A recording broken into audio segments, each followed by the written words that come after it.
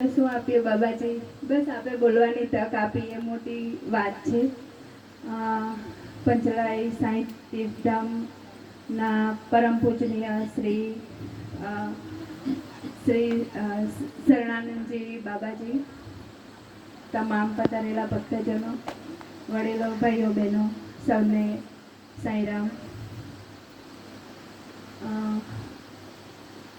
શું કહું, એક સમયની વાત કરું તો સમયનો પલટો થતા વાર નથી લાગતી. એક પિતાજી હોય છે, એ આવી રીતે ઘરની બારી પાસે બેઠા હોય છે અને રોજ સવાર સાંજ બારી એટલે મતલબમાં અમુક સમય થાય સાંજનો એટલે બારી પાસે બેસીને આમ ટગર ટગર જોયા કરતા હોય છે. રોજનો એમનો નિત્યક્રમ હોય છે કે એ પિતાજી આ રીતે ઇવનિંગમાં એટલે કે સાંજના સમયે જોયા કરતા હોય છે. તો અમુક સમય એટલે કે લોંગ ટાઈમ પછી એમનો દીકરો એ વસ્તુ માટે એમના પિતાજીને કહે છે કે પપ્પા, હું તમને રોજ જ જોઉં છું કે આ રીતે તમે બારી પાસે બેસી રહો છો અને ટાઈમ બગાડો છો, તો ત્યાં બેસીને તમે જુઓ છો શું? રોજ ને રોજ બીજું કંઈ તમારે કામ નથી? આવી રીતે બેસી બેસીને રોજ તમે જોયા કરો, કંઈ અમને ખબર નથી પડતી કે કેમ આ રીતે તમે બેસો છો? ત્યારે એ પિતાજી બહુ ધીરજથી અને સમજપૂર્વક જવાબ આપે છે કે દીકરા, જ્યારે તું નાનો હતો ને ત્યારે તું પણ આ જ બારી પાસે બેસીને મારી રાહ જોતો હતો.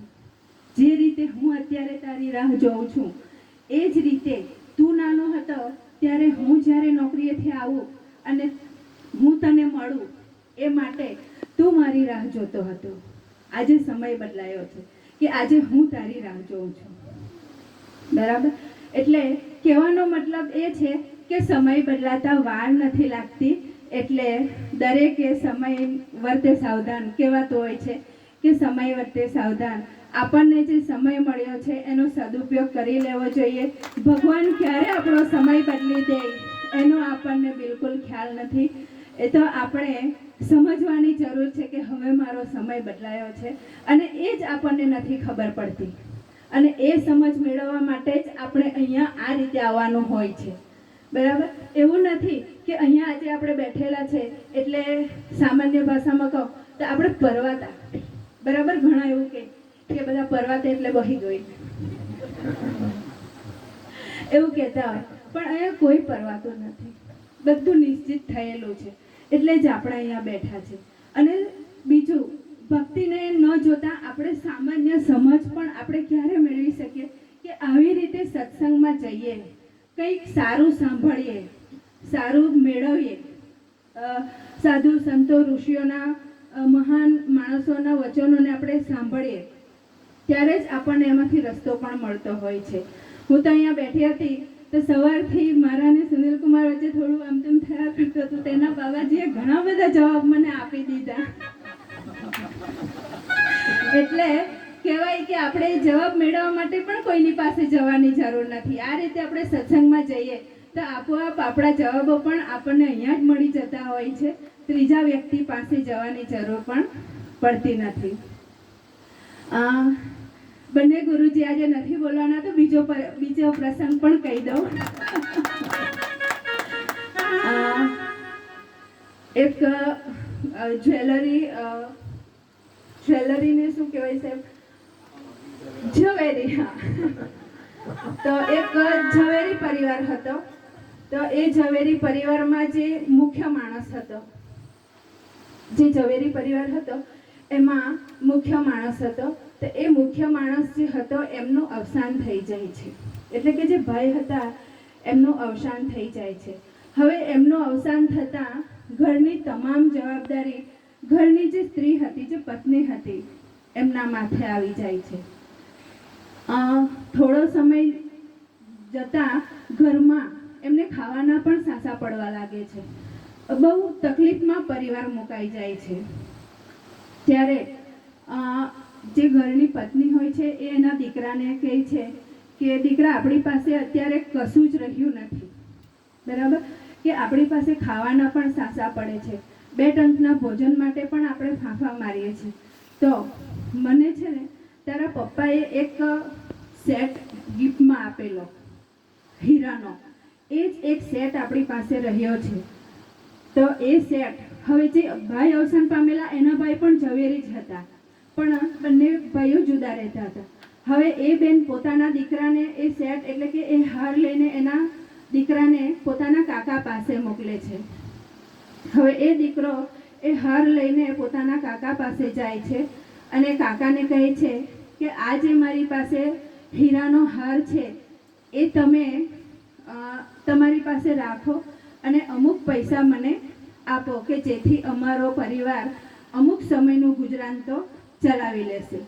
ત્યારે એ કાકા એ હીરાને એ હારને જુએ છે અને કહે છે કે દીકરા, આ જે હાર છે એ બહુ ઊંચા મોલનો છે અને અત્યારે આપણા જે આ માર્કેટ છે એમાં એનો એટલે કે જે સોનું છે એનો ભાવ અત્યારે બહુ ડાઉન છે.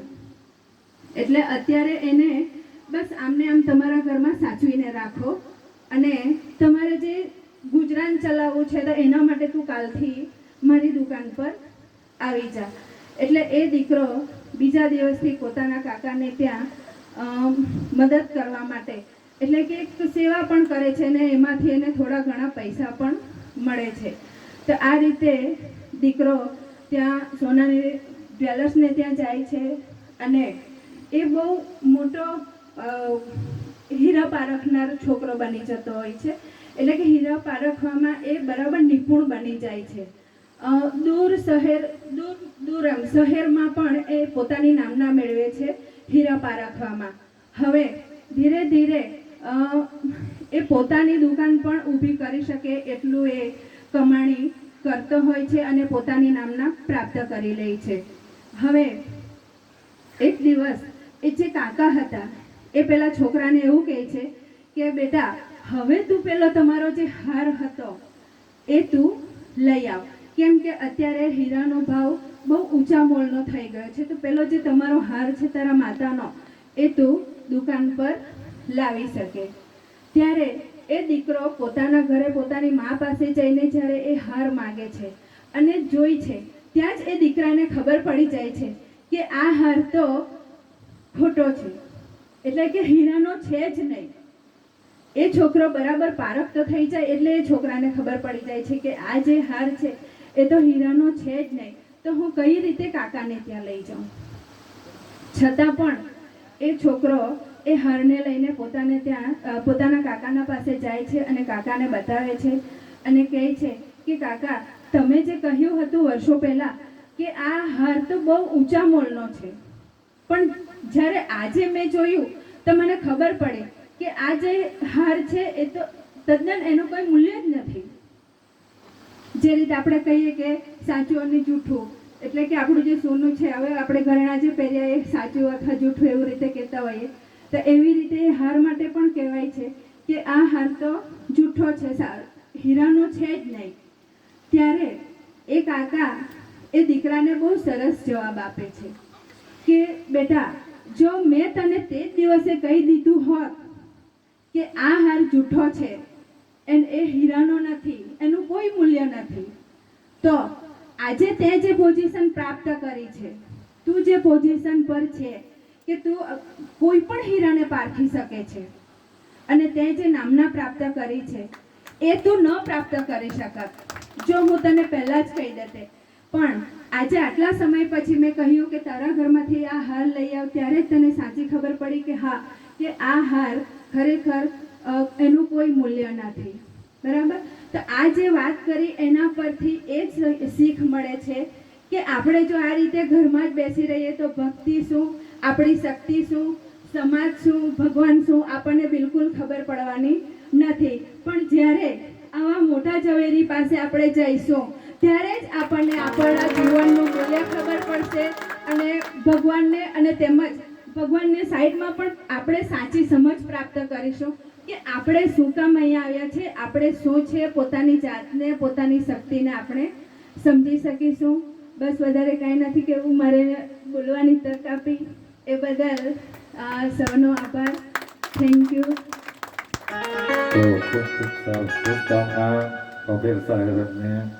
તો આજનો કાર્યક્રમ આપણે અહીંયા વિરામ કરીએ અને પછીથી પાછા મળતા રહેશું.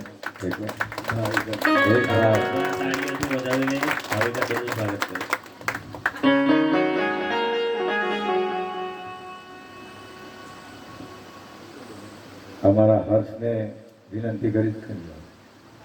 યસ, સવારની પોરમાં કાકડ આરતીમાં આવી જાય અને ખૂબ સેવા કરેલી છે.